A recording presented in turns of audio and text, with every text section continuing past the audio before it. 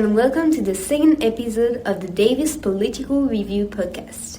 We are this week's host. I'm Elsa FELTZ, the founder of this podcast. And I'm Cynthia Weber, the current managing editor of the Davis Political Review. As we seek to discuss and inform the student body about current events happening around the world, today we'll be diving into the conflict in Sudan.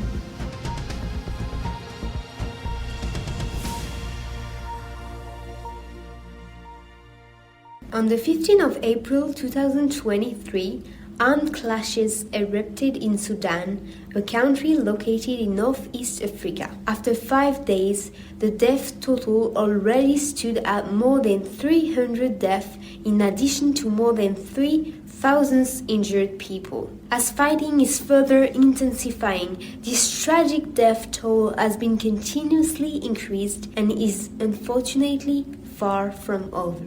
While the Secretary General of the UN, Antonio Guterres, just declared that the country is falling apart, what can we expect for Sudan?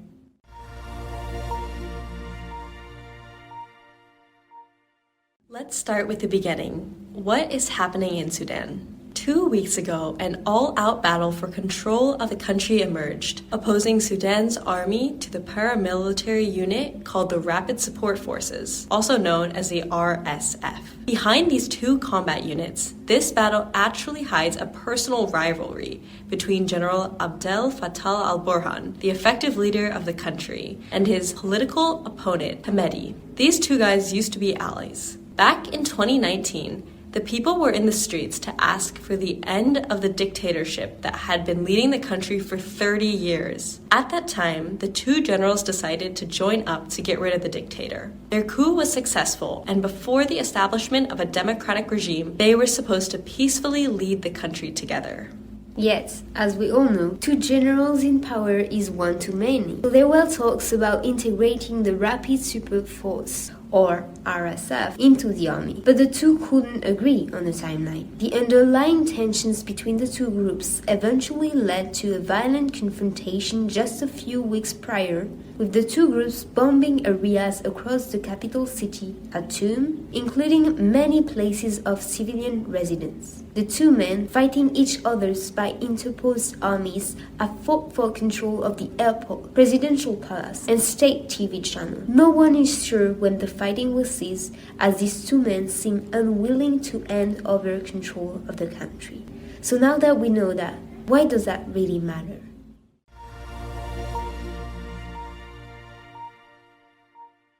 Prior to this conflict breaking out, Sudan was struggling to secure a civilian-led democracy. The rule of longtime dictator Omar al-Bashir had come to an end just 4 years prior, and the country instituted a transitional government. However, what little hopes civilians had in achieving a successful democratic transition has been mangled by the onset of this conflict. Now, Sudan appears to be moving even further away from a democracy. But this conflict isn't only about Sudan. There are key regional and international stakes who want influence in Sudan. Why do these big powers have any interest in participating in this war? Well, this is for two main reasons. For one, Sudan's location adjacent to the Red Sea is of strategic importance. Prior to the outbreak of violence, Sudan's ruling military reviewed Russia's proposal to build a navy base on the Red Sea. This is worrying to many Western powers, as it appeared like Sudan would be receptive to Russia's wishes.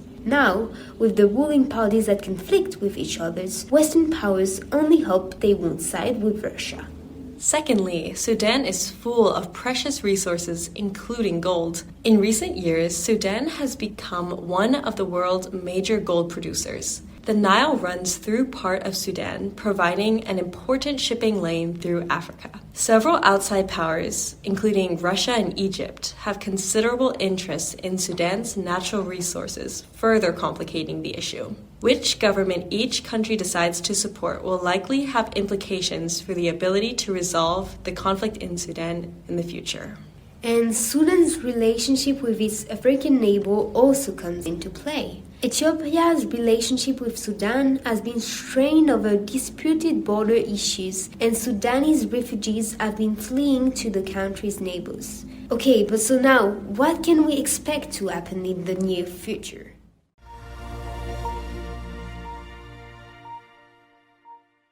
It appears like a resolution between the two conflicting powers is unlikely at the moment. Despite the international outcry for a ceasefire, the two armies have continued fighting.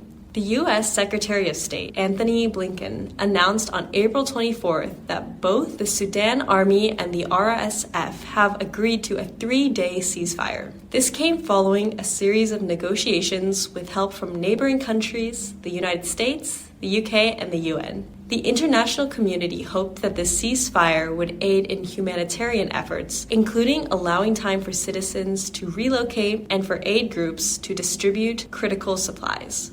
Countries have called for their citizens to immediately evacuate Sudan and are continuing to carefully monitor the safety of those still left. During the ceasefire, a Turkish evacuation plane was shot, damaging its fuel system. Despite there being no casualties or injuries, both armies blame each other for the shooting, which will be a violation of this humanitarian ceasefire. Recently, the two fighting factions agreed to extend the original 3-day ceasefire. Yet despite this agreement, fighting still continues throughout Sudan, especially within the capital city. The number of people lacking essential supplies and the number of injured and dead are only increasing, with no current sign of the conflict stopping.